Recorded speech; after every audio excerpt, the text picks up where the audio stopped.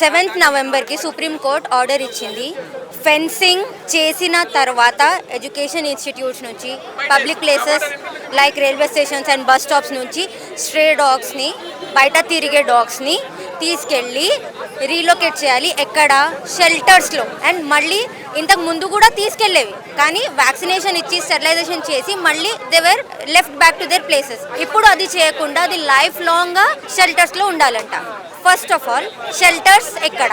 మనకి షెల్టర్స్ లేదు. కుక్కలు లెక్కలు చూస్తే మీరు లక్షల పైన ఉన్నాయి. అంతమంది కుక్కల్ని మంచి లైఫ్ ఇవ్వాలనుకుంటే అంత మంచిగా షెల్టర్స్ ఉండాలి. షెల్టర్స్ లేవు. అందరి దగ్గర ఒక జిహెచ్ఎంసి ఏబిసి యూనిట్స్ ఉన్నాయి. ఏబిసి యూనిట్స్ అంటే చిన్న చిన్న కేజెస్ ఉంటాయి. ఎందుకు? ఆపరేషన్ తర్వాత డాగ్ కదలకూడదు అని చిన్న ప్లేస్ ఇస్తారు, అది రికవర్ అవ్వడానికి. సో ఆ చిన్న ఒక కేజ్ లో తీసుకెళ్లి 7 dogs, 8 dogs, 10 dogs ని అలాగే పాడిస్తున్నారు. ఫుడ్ ఇవ్వట్లేదు, వాటర్ ఇవ్వట్లేదు. What we have experience is కింద ఉన్న డాగ్స్ చనిపోయినాయి, పైన హెల్తీ డాగ్స్ ఆ చనిపోయిన కుక్కల్ని తింటున్నాయి. లేకుంటే వాటర్ బౌల్ ఉంటే ఆ వాటర్ బౌల్ లోనే పాడిపోయిన అన్నం ఉంది, అందులో they are passing the urine, they are peeing, pooping and again eating that. So is this humanity? Is this what? See, Supreme Court judgement ఇచ్చింది సరే, ఆ జడ్జ్మెంట్ ని సరిగ్గా అర్థం చేసుకోలేదు మనుషులు. తర్వాత నుంచి క్రూయల్టీ, ఫీడర్ హరాస్మెంట్ అనేది ఇంకా పెరిగిపోయింది. సో ఫుడ్ లేదు, వాటికి షెల్టర్ లేదు. ఇప్పుడు మనకే కరోనాలో if you don't have food, ఒక పూట అన్నం తినకపోతే మనకి కోపం ఎలా వచ్చేస్తుంది? జస్ట్ ఇమాజిన్, ఆ ఒక కుక్కకి వారాలు నెలలు అయిపోతాయి ఫుడ్ లేకుండా. ఎక్కడ ఒక చోట కూర్చోడానికి ప్లేస్ ఉండదు. హీట్లో, సన్లో, వాటర్లో, రెయిన్స్లో ఎవరు షెల్టర్ ఇయ్యరు. పైగా క్రూయల్టీ చేస్తారు, స్టోన్స్ పెడతారు. సో అన్నిట్లో ఎలా అయిపోతుంది mind set? What we are trying to say is dogs have not come just yesterday or day before yesterday with us. They are with us since ages. ఎప్పుడో లేని ప్రాబ్లం ఇప్పుడు ఎందుకు జరుగుతుంది? What is the reason? These are all the reasons. అంటే శునకాల హక్కులే కానీ ప్రజల ప్రాణాలకు విలువ లేదా అనే ప్రశ్నలు కూడా వస్తున్నాయి. మరి దీనికి ఏం చెప్తారండి?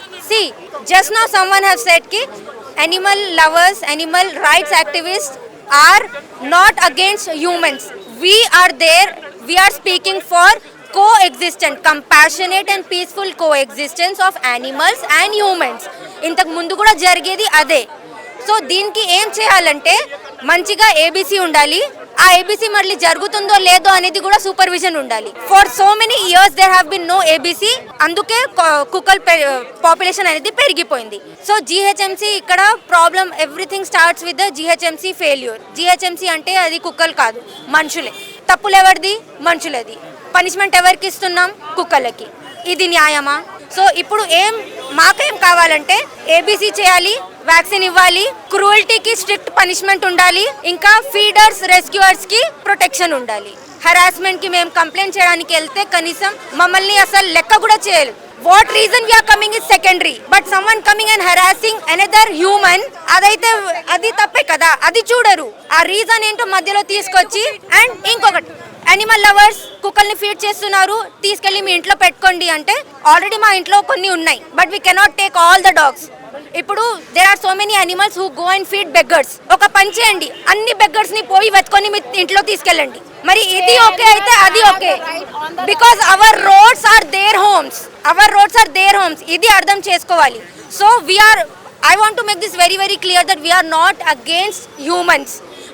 What we want is peaceful, compassionate coexistence of animals and humans. There should be no cruelty for animals, there should be no cruelty towards humans also. ఇప్పుడు అది స్టార్ట్ చేసి అది పెద్ద టాపిక్ అయిపోతుంది. సో దానికి చెప్పడానికి హ్యూమన్ రైట్స్ యాక్టివిస్ట్ ఉన్నారు. Because of such human rights activist rapist are going out. ప్రభుత్వాలు ఎందుకు చర్యలు తీసుకోవట్లేదు మరి ఇవన్నిటికీ? ప్రభుత్వం బడ్జెట్ ఎక్కడ ఉంది స్వామి? బడ్జెట్ లేదు కదా. దేనికి ఇచ్చారు బడ్జెట్? దానికి యూజ్ చేయరు. అది ఎక్కడ వీళ్ళ దగ్గర రాదు కదా. ఓట్ వేసిన వాళ్ళకే బడ్జెట్లు ఉంటున్నాయి. ఓట్లు వేయన అంటే ఈ వాయిస్లెస్ కి ఓట్స్ లేవు కదా, వీళ్ళు కూడా వెళ్ళి ఓట్ వేసి ఇంకో మార్క్ పెడితే వీళ్ళకి కూడా బడ్జెట్ స్టార్ట్ అవుతుంది, వీళ్ళకి కూడా రూల్స్ వస్తాయి. అండ్ ఇంకోటి, మనం యానిమల్స్ నుంచి వచ్చాం, అవి మన నుంచి రాలేదు. మనం అవి ఒకటే ప్లేస్లో ఉండాలి అంతే. అండ్ మోరో మీరు అన్నది ఏంటిది, డాగ్ బైట్స్ అవుతుంది. ఎందుకు డాగ్ బైట్ అవుతుంది? ఇనిషియల్ స్టేజ్ నుంచి ఎందుకు రిపోర్ట్ రావట్లేదు? ఏదో ఒక ప్రొవకేషన్ జరగంది, అవి ఎందుకు మనం అటాక్ చేస్తున్నాయి? అక్కడికి వెళ్ళేది ఉంటుంది, రాయేస్తారు, ఉషు బుషు గుషు అంటారు. అవి భయపడవా? వాటికి బ్రెయిన్స్ మైండ్స్ లేవా? అంత సెన్సిబుల్ ఉన్నవి ఒక 10 రూపీస్ మ్యారీగోల్డ్ బిస్కెట్ ప్యాకెట్ వేయడానికి నీకు ఇంత కావాల్సి వస్తుందా? అండ్ మోరో పిల్లలకి కూడా కనిపించగానే రాళ్ళేస్తున్నారు. ఆ పిల్లలు ఏం నేర్చుకుంటారు? పేరెంట్స్ వేస్తున్నారు. అండ్ మోరో ఇది కూడా హిందూ అయినా ముస్లిం అయినా క్రిస్టియన్ అయినా ఏ దేవుడు కూడా యానిమల్స్కి అగేన్స్ట్ వెళ్ళమనలేదు, అంతే కదా? ఏ క్యాస్ట్ ఏ రిలీజన్ ఏది కూడా చేయలేదు. We're divided by caste and religion కదా. సో అందుకని టాపిక్ వస్తుంది. ఎవ్వరు కూడా అల్లా అయినా జీసస్ అయినా శ్రీరాముడు అయినా శివుడు అయినా ఎవ్వరూ చెప్పలేదు జై శ్రీరామ్ అంటాం, హరహర మహాదేవ్ అంటాం, ఇక్కడికి వచ్చి రాళ్ళని కొడతాం.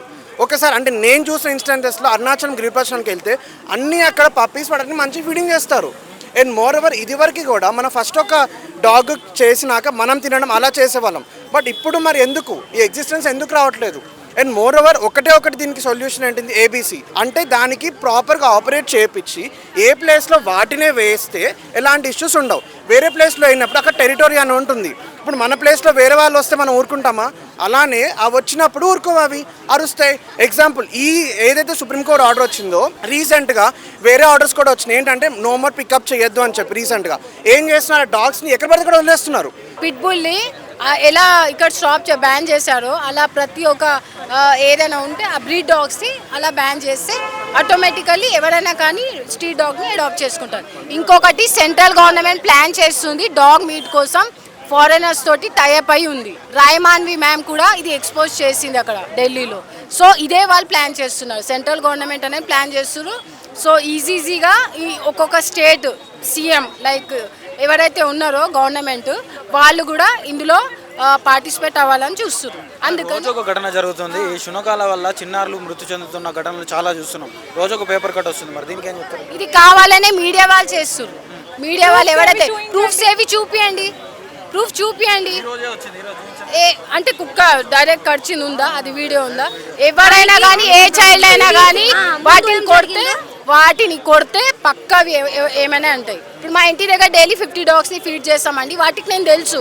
ఇక్కడ వేరే దగ్గర కూడా నేను ఫీడ్ చేస్తాను. ఎక్కడికైనా వెళ్ళినా కానీ స్ట్రేంజర్ డాగ్స్ని నేను ఇస్తాను, బిస్కెట్ వేస్తాను. నాకు ఏమన్నావు అసలు ఇప్పటిదాకా నాకు ఒక కుక్క కాటలేదు, నాకు కరవలేదు. మనం ఏమైనా అంటే ఏదైనా రాయి తీసుకొని కొడితే కట్టె తీసుకొని కొడితే బెదిరిస్తే అవి పక్క ఎట్లయినా మనల్ని కరుస్తాయి. ప్రభుత్వాలు జంతు చట్టాలు అమలు చేయలేకనే ఇలాంటి ఘటనలు జరుగుతున్నాయని చెప్పుకోవచ్చు. అవునండి, ఇప్పుడు ఏబీసీ ఉంది, అది చేపిస్తే అయిపోతుంది కదా. ఏబీసీ ఉంది, అది చేపిస్తే అయిపోతుంది, ప్రాబ్లం సాల్వ్ అవుతుంది. కానీ వాళ్ళకి అది కాదు, వీటిని అన్ని తీసేయాలి. ఫండ్స్ వస్తున్నాయి, అవి కూడా డాగ్స్ కోసం వాటిని యూజ్ చేయొద్దు అని అనుకుంటున్నారు. అది కూడా వీళ్ళు తింటున్నారు. ఎందుకు తినాలి? వాటికి రైట్ ఉంది, ఫండ్స్ వస్తున్నాయి. హాస్పిటల్లో కూడా వాటికి మెడిసిన్స్ అవన్నీ ఫ్రీగా ఉన్నాయి. కానీ గవర్నమెంట్ వాళ్ళు అది ఏది కూడా డాగ్స్ని యూజ్ అయ్యేలా చేయట్లేదు.